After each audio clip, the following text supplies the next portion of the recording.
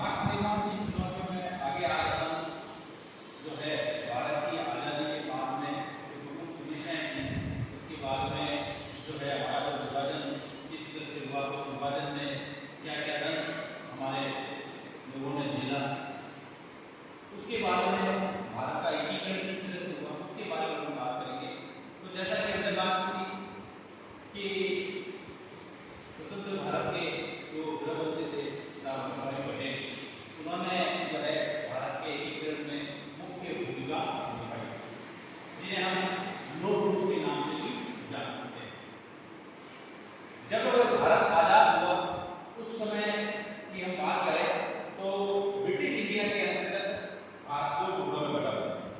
एक हिस्सा जहां पर अंग्रेजों का सीधा नियंत्रण था वो कहलाता था भारतीय प्रांत, दूसरा हिस्सा जो था जहां पर अंग्रेजों का नियंत्रण नहीं था, जहां पर राजा महाराजाओं का नियंत्रण था, वो हिस्सा कहलाता था भटवाड़ा, जहां राजा महाराजा का शासन था। तो जब भारत आजाद हुआ उस समय भारत के अंदर कुल देशी रजवाड़ों की संख्या 565 थी।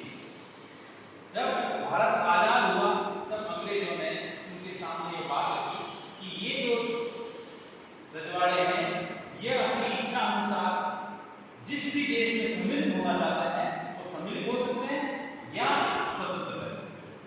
उस समय भारत की आजादी के बाद कुछ रजवाड़े थे जिन्होंने भारतीय संघ के अंतर्गत एक सहमति पत्र साइन किया। उस सहमति पत्र का नाम था इंस्ट्रूमेंट ऑफ एक्सेस। उस सहमति पत्र पर उन्होंने हस्ताक्षर किया और भारतीय संघ में वो सम्मिलित हो। लेकिन कुछ ऐसे बड़े रजवाड़े थे जैसे जूनागढ़, हैदराबाद, कश्मीर और मीरपुर, ये जो रजवाड़े थे, यहाँ के राजा महाराजा थे, ये स्वतंत्र रहना चाहते थे, किसी भी देश में सम्मिलित होना नहीं चाहते। इनमें से सबसे पहले हैदराबाद की बात करूं तो हैदराबाद जो आज का हिस्सा है अधिकांश रूप से महाराष्ट्र, कर्नाटक और आंध्र प्रदेश में है। हैदराबाद जो महाराष्ट्र, कर्नाटक और आंध्र प्रदेश में बना हुआ है, यहाँ का जो शासक था उसे उस समय निजाम कहा जाता। निजाम उस समय यदि मैं बात करूं तो तत्कालीन परिस्थितियों में सबसे पैसे वाला यदि कोई राज कराना था तो वो हैदराबाद राज कराना था। निजाम जो थे वह किसी भी तरीके से भारत संघ के अंदर, भारतीय संघ के अंदर शामिल होना नहीं चाहते थे, वो सेपरेट रहते थे। हैदराबाद एक ऐसी जगह है जो भारत के बीचों बीच सेंटर पाई हुई है, उसका भारतीय संघ में हमारे लिए सम्मिलित करना भी बहुत जरूरी है। हमारी सीमाओं की सुरक्षा की दृष्टि से भी बहुत जरूरी है।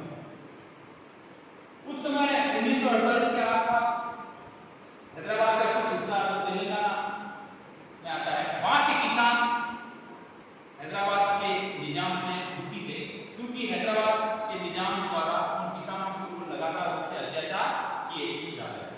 तब उन किसानों ने संगठित होकर के हैदराबाद के निजाम के खिलाफ जो है क्रांति का विरोध किया। हैदराबाद के निजाम के खिलाफ वो खड़े हो गए। तो हैदराबाद के निजाम ने उनके इस आंदोलन को दबाने के लिए अपने सबसे विश्वसनीय टुकड़ी की रजाकार उसको रजाकार क्या थे इसके बारे में हमेशा परीक्षा में सवाल आता है। रजाकार एक अर्धसैनिक बल की टुकड़ी जो बहुत ही ज्यादा सांप्रदायिक थे और अत्याचारी थे। ये रजाकार गैर मुसलमानों के ऊपर सबसे ज्यादा अत्याचार करते थे और महिलाओं का शोषण करते थे। तो इन रजाकारों ने किसानों के ऊपर, महिलाओं के ऊपर अत्याचार करना शुरू किया और जैसा कि वो सांप्रदायिक थे, अत्याचारी और क्रूर थे और गैर मुस्लिमों को उन्होंने अपना निशाना बनाना शुरू किया, तब जो है सरदार वल्लभ भाई पटेल ने सितंबर 1948 में भारतीय सेना को इस आंदोलन को दबाने के लिए, किसानों का सपोर्ट करने के लिए, निजाम को कंट्रोल करने के लिए भारतीय सेना को वहां पर भेजा।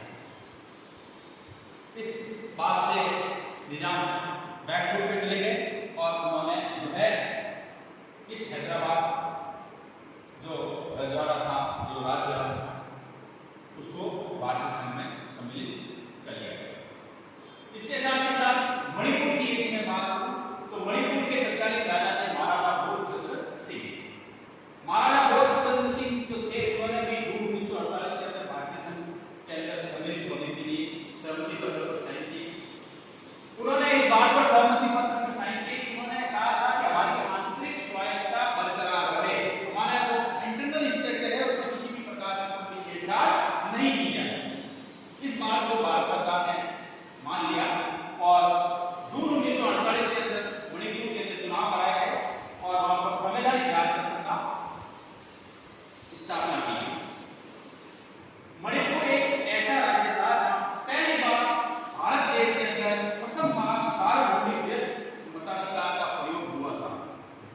तो ये भी